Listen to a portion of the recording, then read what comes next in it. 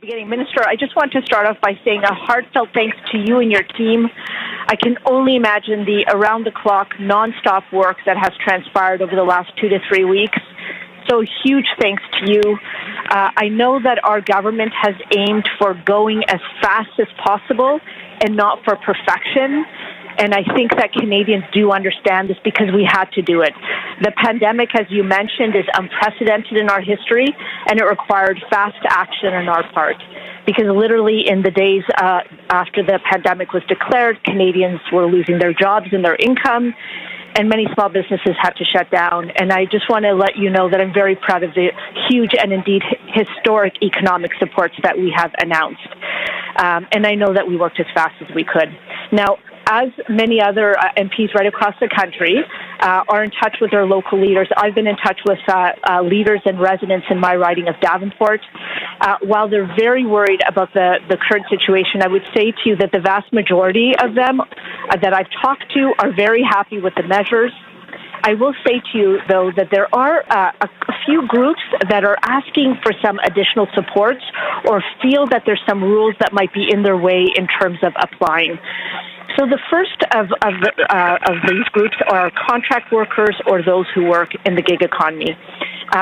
Some of them really want to keep some tiny contracts so that when they actually eventually come out of this crisis, they might actually continue to have some of that business.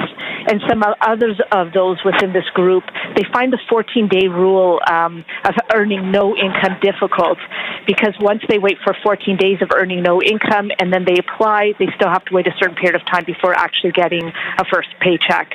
So so that's the first group, and then I'll talk about the second group, and then I'll ask my question. The second group is renters. So I'm very blessed to live in downtown West Toronto, but the rents are very expensive here. So for those who are individually renting places, the $2,000 goes a long way, but it just covers their rental costs, but not very much more. And so they're wondering if there could be some additional supports for them. And the Part B of renters are small business owners. Whose rents tend to be in my area around $7,000 to $10,000 a month, and with no income coming in, and even with the measures that we've introduced, wonder if they'll actually be able to survive these next 2 to 4 months. So my question to you, Minister, is how would you respond to them? Are we also looking at providing some additional supports? And I'll leave it at that. Mr. Minister. Well, thank you for the question.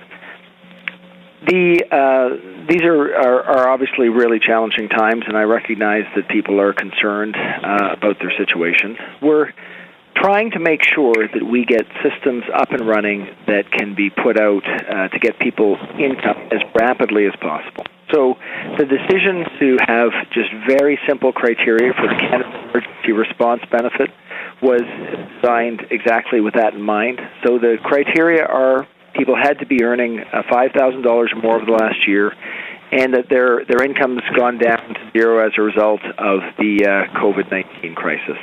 I acknowledge that that presents some situations that are challenging for people if they are still earning some revenue, but we just don't have the capability of administering multiple kinds of plans and also getting the money out to people rapidly. That system we expect to be able to get people money next week. That's what we're working towards, and we're looking forward to that happening. For people that are renting, I think many people will know that this is a very important issue, not only for individuals who are renting their apartments, but for businesses. For individuals, I've been working together with the provinces, had extensive discussion with all of the finance ministers earlier this week, and in each case, they're talking about how they are trying to help on rent. For example, in Ontario, in speaking with the Ontario Minister of Finance, they talked about the importance of no evictions and talked about targeted measures that they're trying to do from the Ontario level, as well as having some discussions with large landlords to help people out. For small businesses, we not only are providing those wage subsidies that are going to help people to retain their workers and pay them 75% of their pre-crisis wages, but also we've put in place a Canada Emergency Business Account, which is going to give small businesses the ability to loan on an interest-free basis $40,000, and if they pay that off before December 31st, 2022, they will get a $10,000 reduction in the amount they need to pay back. So effectively, a $10,000 to help them through this time. So we know there may be more to do. We're constantly looking at this. It's a dynamic situation, and we think those measures are going to go a long way to helping people who are either in the difficult personal situation of no income or trying to make sure that they can to pay their rent to keep either their family in their apartment or their business going. And we'll continue to think about ways that we can manage through this challenging time.